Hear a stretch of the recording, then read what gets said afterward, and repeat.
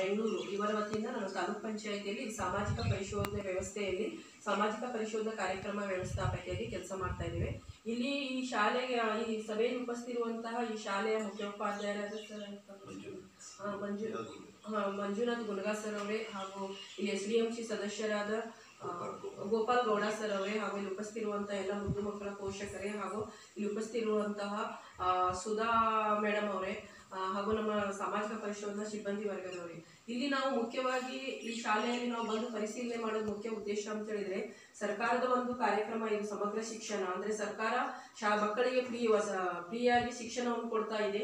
ಇದು ಯಾವ ಮಟ್ಟದಲ್ಲಿ ನಡೀತಾ ಇದೆ ಮತ್ತು ಇದರ ಉಪಯೋಗ ಆಗ್ತಾ ಇದೆ ಇಲ್ಲ ಅನ್ನೋದನ್ನು ಪರಿಶೀಲನೆ ಮಾಡಿ ಸರ್ಕಾರಕ್ಕೆ ಒಂದು ವರದಿ ಸಲ್ಲಿಸುವ ನಿಟ್ಟಿನಲ್ಲಿ ಕಳೆದ ಬಾರಿ ಅಂದ್ರೆ ಹೋದ ವರ್ಷದಿಂದ ನಾವು 40 ಶಾಲೆಗಳಿಗೆ ಅಂದ್ರೆ ಒಂದು ತಾಲೂಕಿನಲ್ಲಿ 40 ಶಾಲೆಗಳನ್ನು ಆಯ್ಕೆ ಮಾಡಿಕೊಂಡು ಸಾಮಾಜಿಕ ಪರಿಶೋಧನೆಯನ್ನು ಮಾಡ್ತಾ ಇದ್ದೇವೆ.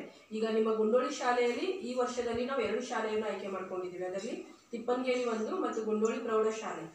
ನಮ್ದು ಮುಖ್ಯ ಕೆಲಸ ಏನಂತ ಹೇಳಿದ್ರೆ ನಾವು ಗ್ರಾಮ ಪಂಚಾಯಿತಿಯಲ್ಲಿ ಏನು ನರೇಗಾ ಯೋಜನೆ, ಮಹಾತ್ಮ ಗಾಂಧಿ ರಾಷ್ಟ್ರೀಯ ಗ್ರಾಮೀಣ ಉದ್ಯೋಗ ಖಾತ್ರಿ ಯೋಜನೆ ಏನು ನಡೀತದೆ ಅಲ್ಲ, ಅದಕ್ಕೆ ಸಂಬಂಧಪಟ್ಟಂತೆ ನಾವು ಏನೇನು ಕಾಮಗಾರಿಗಳು ಅನುಷ್ಠಾನ ಮಾಡಿರ್ತಾರೆ ಮತ್ತು ಜನರು ಏನು ಕೆಲಸ ಮಾಡಿರ್ತಾರೆ ಅದನ್ನು ಸ್ವಲ್ಪ ಸಮರ್ಪಕವಾಗಿ ಕೆಲಸ ಮಾಡಿದ್ದಾರೆ ಇಲ್ಲ ಮತ್ತು 15ನೇ ಹಣಕಾಸದಲ್ಲಿ ಏನೇನು ಪರಿಶೀಲನೆ ಕೆಲಸ ಮಾಡಿದ್ದಾರೆ ಇಲ್ಲ ಅದನ್ನು ಜನರಿಗೆ ಉಪಯೋಗ ಆಗಿದೆ ಇಲ್ಲ ಅನ್ನೋದನ್ನು ಪರಿಶೀಲನೆ ಮಾಡಿ ಸರ್ಕಾರಕ್ಕೆ ವರದಿ ಸಲ್ಲಿಸುವ ಒಂದು ನಿಟ್ಟಿನಲ್ಲಿ ಕೆಲಸ ಮಾಡ್ತಾ ಇದ್ವಿ.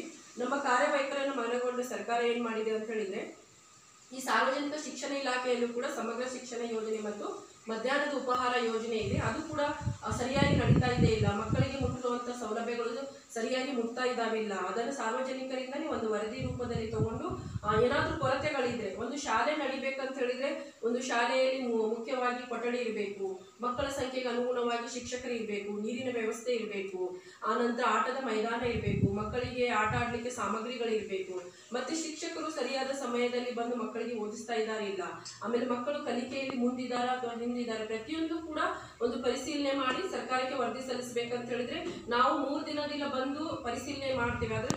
ಅದಕ್ಕೂ ಹೊರತಾಗಿ ನೀವು ಇಲ್ಲಿ ಇರ್ತೀರಿ, ನಿಮ್ಗೆ ಗೊತ್ತಿರ್ತದೆ ಅಂದ್ರೆ ಟೀಚರ್ಸ್ ಯಾವ ರೀತಿ ಪಾಠ ಮಾಡ್ತಾ ಇದ್ದಾರೆ, ನಮ್ಮ ಮಕ್ಕಳು ಯಾವ ತರ ಇದ್ದಾರೆ ಅನ್ನೋದನ್ನ ನೀವು ಪಾಲಕರಾಗ್ಲಿ, ಸಮುದಾಯದವರಾಗ್ಲಿ, ಈ ಊರಿನ ಹಿರಿಯರಾಗ್ಲಿ ಅವರು ಕೂಡ ಮುಕ್ತವಾಗಿ ಈಗ ನಾವು ಶನಿವಾರ ದಿನ ಸಭೆ ಇದೆ ಇದಕ್ಕೆ ಸಂಬಂಧಪಟ್ಟಂತೆ ನಾವೇನೇನು ಶಾಲೆಯಲ್ಲಿ ಇದೆಯೋ ಅದನ್ನೆಲ್ಲ ಬರ್ಕೊಳ್ತಾ ಇದ್ದೇವೆ. ಆನಂತರ ಶನಿವಾರ ದಿನ ಇದಕ್ಕೆ ನಾವು ಮುಕ್ತವಾಗಿ ಓದಿ ಹೇಳ್ತೇವೆ ಏನೇನು ಕಲ್ತ್ಕೊಂಡಿದ್ದೇವೆ ಅನ್ನೋದನ್ನ. ಇದಕ್ಕೆ ಸಂಬಂಧಪಟ್ಟಂತೆ ತಾವೆಲ್ಲರೂ ಮುಕ್ತವಾಗಿ ಈ ಸಭೆಯಲ್ಲಿ ಹೇಳಬೇಕಾಗ್ತದೆ.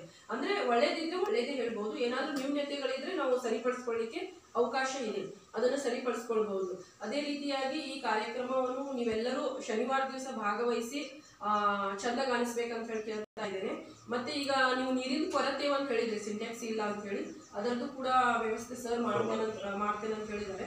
ಅದಕ್ಕೂ ಹೊರತುಪಡಿಸಿ ಮತ್ತೆ ಏನಾದರೂ ಕೊರತೆಗಳಿದ್ರೆ ಈ ಸಭೆಯಲ್ಲಿ ಮತ್ತೆ ನಮ್ಗೆ ನೀವು ಮುಕ್ತವಾಗಿ ಹೇಳಬಹುದು, ಹೇಳಿದ್ರೆ ನಾವು ಅದು ಸರ್ಕಾರಕ್ಕೆ ಕೂಡ ವರದಿಯನ್ನು ಮಾಡ್ತೇವೆ.